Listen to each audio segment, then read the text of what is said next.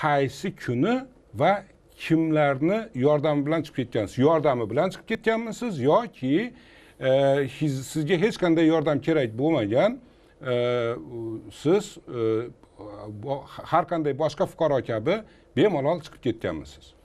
Men 20-may kuni ertamanda shular bilan suhbat qurgandan keyin ularni biz ochiq takliflari shunday bo'lgandan keyin men chiqib ketdim Jalloatda. Legal chiqib ketgansiz. Men ochiq oydin hech kimga hech qanaqa bir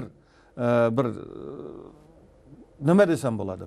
Ochiq oydin menga biror bir ugroza qilgan yeri yo'q. Men o'z xohishimdan chiqib ketdim. Tushunarli. Chiqib ketishni aynan kimlar sizga taklif qilgan?